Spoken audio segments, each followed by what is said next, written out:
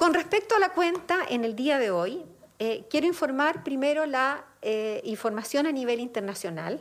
La situación mundial es que al día de hoy se han registrado más de 2.600.000 personas contagiadas con coronavirus, de los cuales más de 184.643 han fallecido. Del total de personas al día de hoy se han recuperado 721.531 personas. Con respecto a la situación de los países a nivel mundial, el país que tiene más casos confirmados sigue siendo los Estados Unidos, con 842.624 casos. En segundo lugar, España, con 213.000. En tercer lugar, Italia, con 187.000. Y Francia, con 147.000 casos confirmados. ¿Cómo es la situación en nuestra región, en Latinoamérica? La situación en Latinoamérica sigue siendo Brasil, que tiene 46.000 casos confirmados, de los cuales han fallecido 2.934 personas.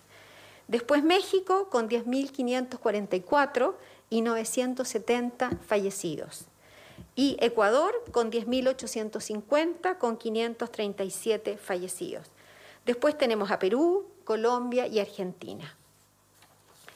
¿Cuál es la situación de nuestro país? Como todos los días, informamos la situación de Chile a las 21 horas del día de ayer, los casos confirmados hasta las 21 horas del día anterior, durante 24 horas.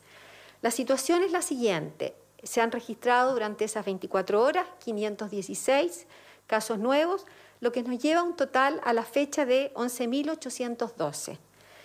Eso significa que a la fecha 5.804 personas se han recuperado, es decir, del total de casos confirmados se han recuperado un 49% de todos.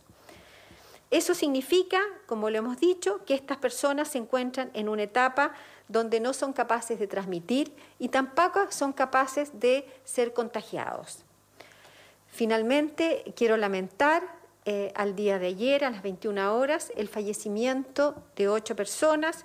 Se han notificado 7 son de la región metropolitana, 1 de la región de los lagos, lo que nos lleva a un total de 168 personas fallecidas. De ellas, 5 de las personas que fallecieron en el día de ayer recibieron tratamiento proporcional. Quiero dejar al subsecretario de Redes Asistenciales, Arturo Zúñiga, para que continúe con la cuenta.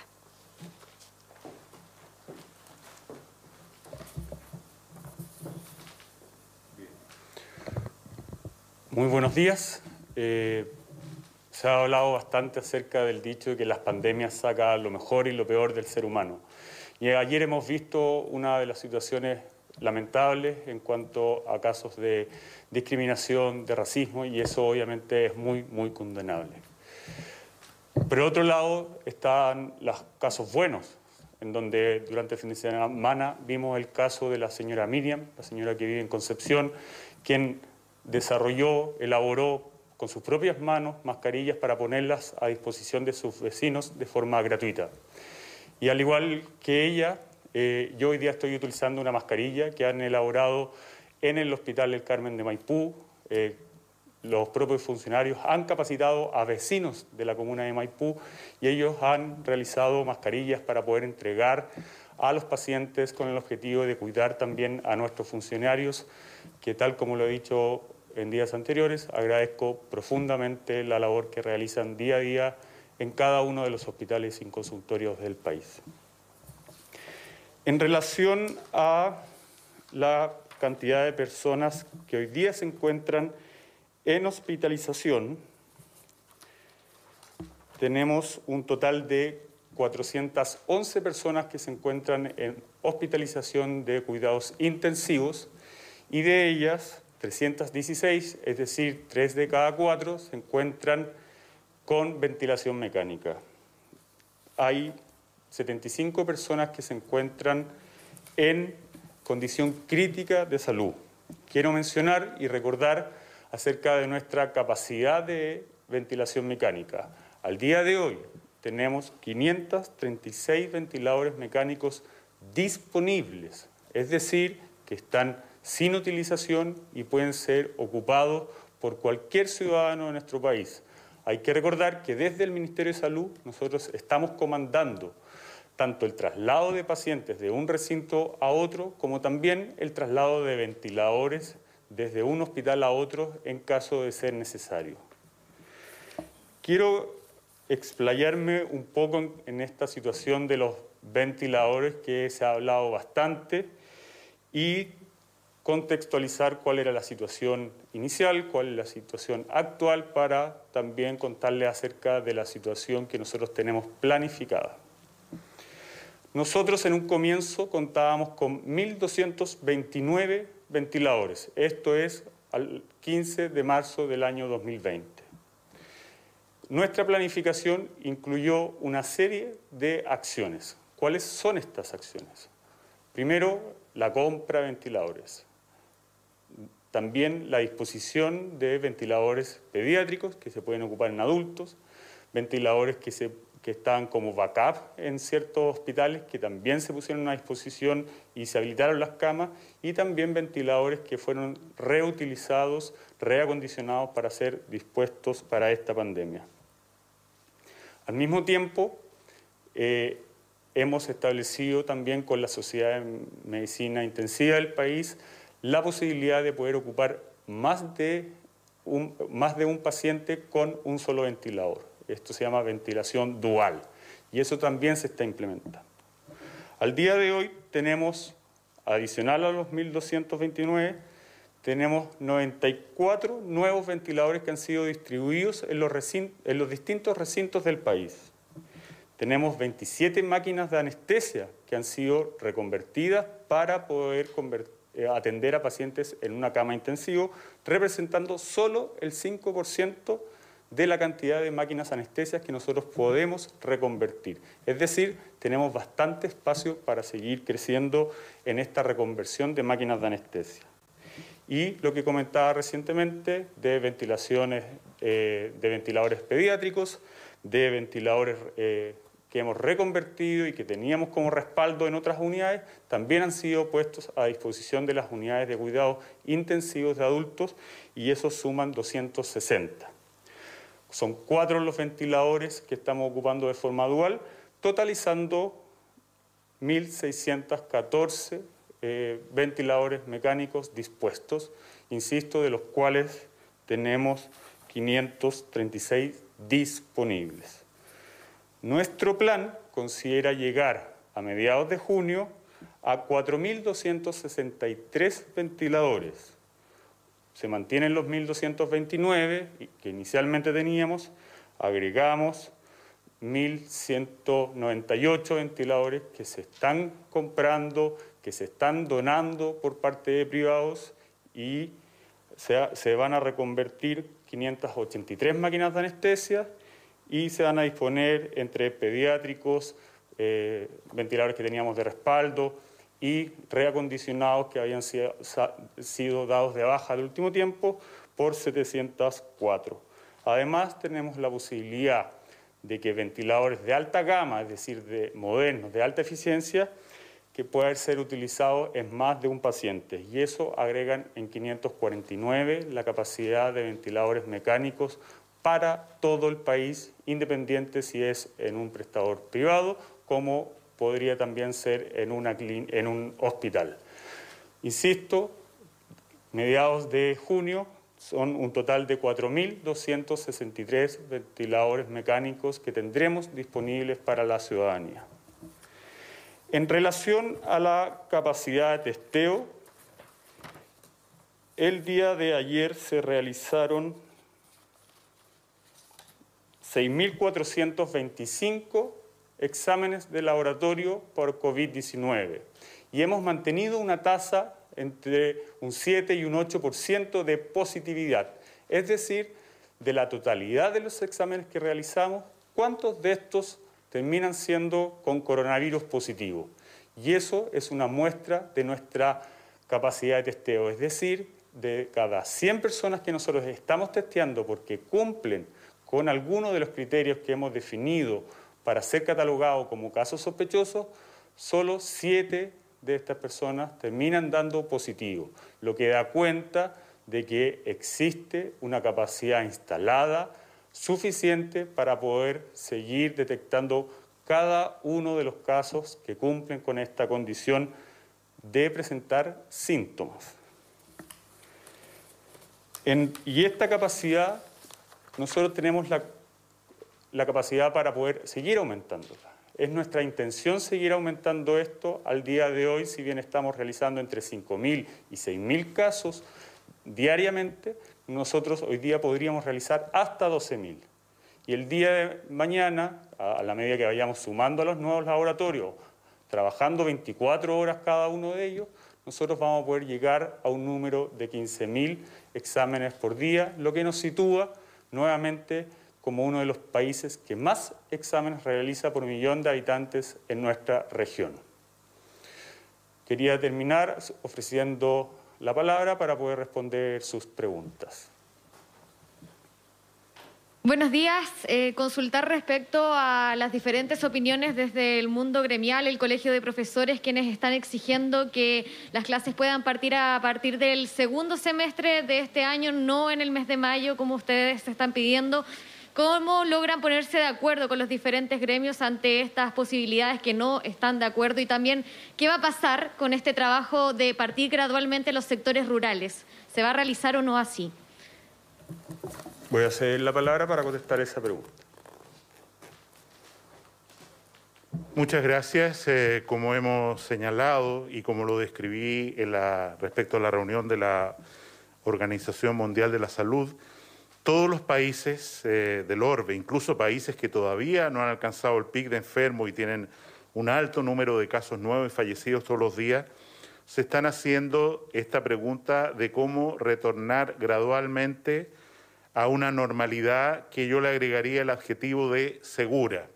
¿Por qué? Porque entendemos que, por ejemplo, en lo que se ha señalado, puede haber padres apoderados que tengan temor a enviar a sus hijos de vuelta a clase, y lo que tenemos que garantizar como Estado es que en realidad ese proceso se haga gradualmente y se haga en forma segura. Esto está a cargo, por supuesto, del señor ministro de Educación.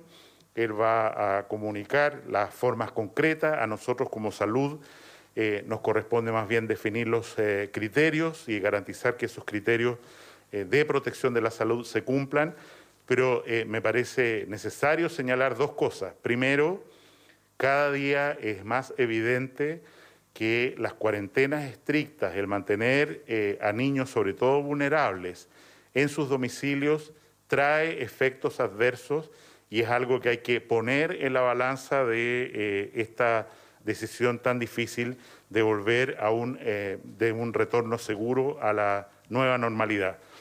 Y en segundo lugar, insisto, yo creo que hay un diálogo muy fluido entre los sostenedores de los colegios municipales, vale decir los alcaldes, y la autoridad del Ministerio de Salud, y estamos seguros que van a llegar a un buen acuerdo, a un buen entendimiento de cómo avanzar en este proceso. Quiero enfatizar que es evidente que este proceso requiere hacerse lo más luego que se pueda, pero con seguridad y también con flexibilidad.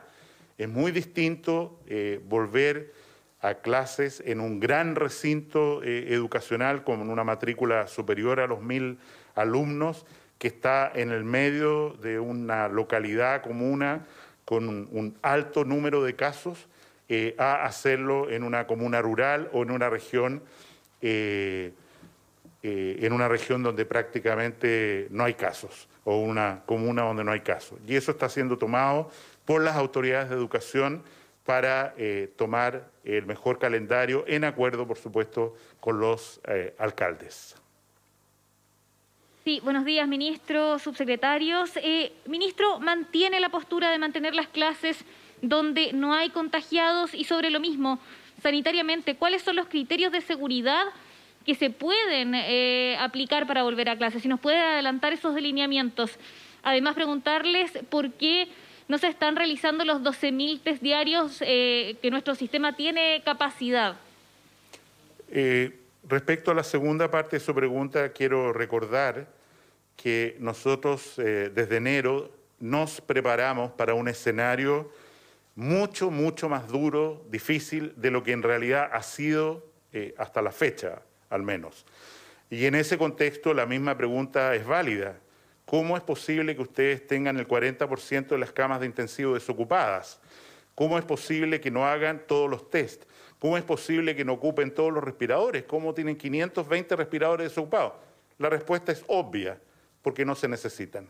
Hasta aquí no se necesitan. Y estamos haciendo los exámenes de acuerdo a nuestros criterios, que ya, como señaló muy bien don Arturo Zúñiga, arrojan el PCR una tasa de positividad muy baja.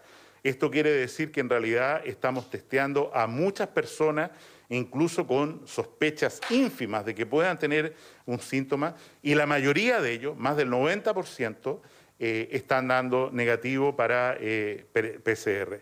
Respecto a los criterios de educación o a las políticas de educación, tanto el Comité de Expertos de Epidemiología, que hizo un documento específico y público sobre esta materia, sobre cómo creía que era el retorno seguro a clase, y también los protocolos que el Ministerio de Salud le entrega a Educación, es el Ministerio de Educación, en conjunto, insisto, con los alcaldes, quienes tienen que tomar la mejor decisión y el mejor acuerdo para cada caso. Sí, ministro, y queda en el tintero si usted mantiene su postura de volver a clases en donde no hay casos. Eso está efectivamente en nuestro protocolo y en nuestro consejo, de que evidentemente en un lugar donde no hay casos o hay muy pocos casos, la incidencia en una comuna o región es muy pequeña, mantener a los niños en la escuela, sin la alimentación, en la casa, perdón, sin la alimentación a lo mejor adecuada, en barrios vulnerables, y aumentando, sobre todo para la población económicamente más deprivada, el margen, la brecha educacional, nos parece que es algo que hay que mirar, insisto, con mucho cuidado. Ministro, buenos días. Usted al principio de sus palabras se refería a los brotes locales en sitios de mucho riesgo. En esa línea, ¿está siendo efectiva la fiscalización de lugares con hacinamiento? Y porque hay personas que, debiendo hacer cuarentena, han sido sorprendidos infringiéndola en más de una ocasión. Y también en ese mismo sentido, ¿se podría ampliar el grupo objetivo de la campaña contra la influenza para que justamente estas personas que viven en precarias condiciones sanitarias estén finalmente más protegidas? En la reunión que sostuvimos esta mañana, a la que hacía mención, a mí me impresionó enormemente lo que expuso la representante, la ministra de Salud de Suecia, en nombre de Europa, del continente europeo. ¿Y qué es lo que señalaba ella? A la pregunta, ¿ustedes dictaron cuarentena? No, nosotros no necesitamos eso.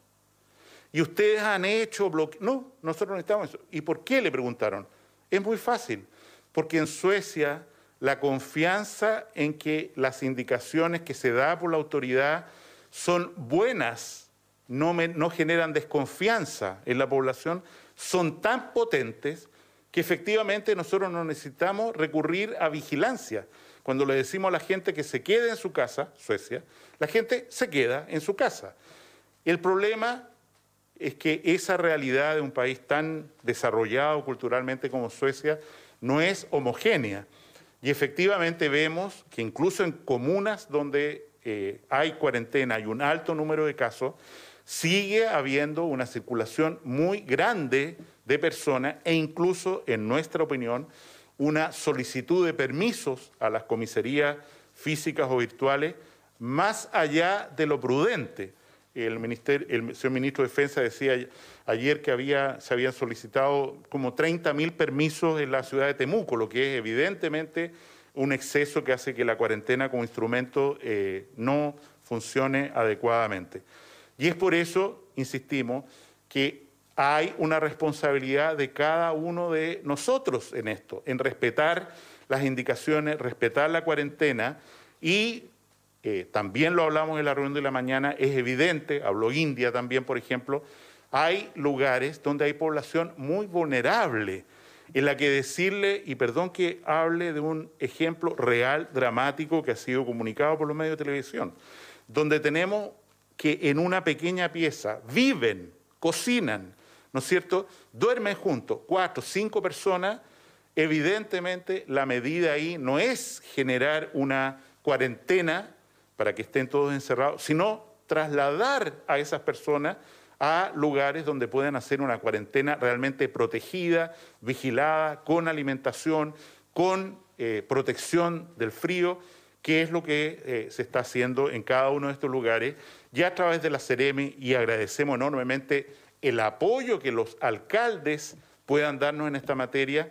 Estamos vigilando cada uno de los lugares, que son miles a lo largo del territorio nacional, y por eso solicitamos respetuosamente la ayuda de los municipios para poder identificar mejor situaciones de alta vulnerabilidad, para poder actuar en la misma manera que lo hemos hecho para las comunas que he mencionado de Quilicura y Estación Central. ¿Podrían actualizar la cifra de los funcionarios contagiados y contarnos cómo se va a dar el reemplazo de los funcionarios de salud, del personal, y si es que ha sido necesario ya, y si hay un plan o plazos, por ejemplo, para incorporar a médicos que no cuentan con el EUNACOM, si eso está considerado? Y adicionalmente, ministro, quería saber si mantiene el respaldo como autoridad sanitaria para la reapertura de los centros comerciales, considerando que hoy también debiera haber noticia en esa materia. Respecto a funcionarios de salud contagiados, y que están en periodo, por lo tanto, de cuarentena, tenemos alrededor de 720 personas contagiadas en cuarentena, muy pocos de ellos afortunadamente hospitalizados. Mantenemos una funcionaria de atención primaria en una situación bastante delicada y grave. Afortunadamente también hay personas, trabajadores de la salud, que con mucha responsabilidad han terminado su cuarentena y están volviendo a sus trabajos. Desde el punto de vista de la demanda por servicios de hospitalización o de atención, y ya se refirió colateralmente a ello la subsecretaria Daza, nosotros estamos enfrentando una situación sin precedentes, y es que la demanda por servicios de salud que no tienen que ver con COVID prácticamente se ha derrumbado. Esto quiero decir, la gente no está yendo a los servicios de urgencia, no está yendo a sus controles de niños sanos, no está yendo a sus controles de atención prenatal, y en la paradoja que nos ocurre es que, teniendo una pandemia por delante que ha requerido todavía un trabajo relativamente discreto en términos de hospitales, el trabajo habitual de demanda de salud por otras atenciones, y esto hay que mirarlo como un efecto adverso, porque es evidente que todas estas personas que no se están controlando adecuadamente su diabetes, su hipertensión, su depresión, para qué hablar de su embarazo, son una dificultad, por no hablar de una bomba de tiempo, que estamos acumulando para complicaciones y demandas futuras de los próximos meses, cuando estas personas digamos, vuelvan a una situación más normal. Quiero recordar que la plataforma Yo Sirvo a Mi País se va a lanzar mañana, donde todas las personas, y algunas como las que usted menciona, profesionales extranjeros, en fin, pueden enrolarse y entrar a participar en el manejo de esta pandemia. Insisto, se va a lanzar mañana para voluntarios, y ojalá tengamos una alta adhesión, porque, vuelvo a reiterar, lo que viene hacia los próximos meses no es fácil ni para Chile ni para el sector sanitario, y por eso necesitamos la máxima ayuda posible. Ministro, buen día. Se han visto largas filas en servicios como Chile Atiende, por ejemplo. En ese sentido, ¿cómo se puede hacer funcionar nuevamente el Estado? Ustedes han tenido reuniones con representantes de los funcionarios públicos, pero de manera segura, tanto para los funcionarios como para las personas, para evitar también estas aglomeraciones, y en ese sentido también consultarles sobre este proyecto para extender el postnatal, si también es necesario para aquellos casos de mujeres que se encuentran con postnatal extender este plazo, y para el subsecretario Zúñiga, si se puede extender en el uso de estos ventiladores para más de una persona, si sería solo en casos COVID o también para pacientes con otro tipo de tratamientos.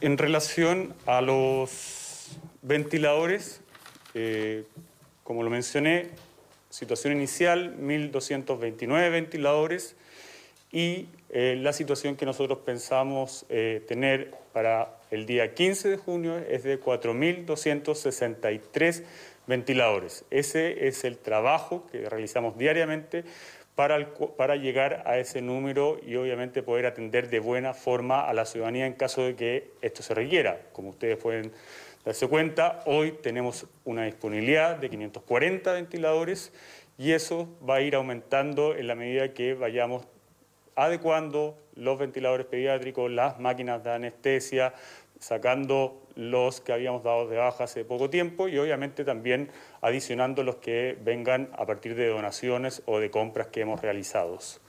En relación a la ventilación dual, esta modalidad obviamente se ocupa en casos cuando ya se han agotado las otras instancias y obviamente eso requiere también de ciertas condiciones, como por ejemplo que los pacientes tengan la misma necesidad de oxígeno, ¿ya? Por lo tanto, esa indicación médica debe estar muy bien definida y es por eso que este planteamiento se ha hecho a través del Comité Clínico Asistencial que hemos constituido en paralelo al Comité de Epidemiología. Y este Comité Clínico Asistencial obviamente ha estudiado y ha validado el uso siempre y cuando obviamente se mantengan las condiciones de haber utilizado las medidas anteriores que recién mencionado. Muchas gracias.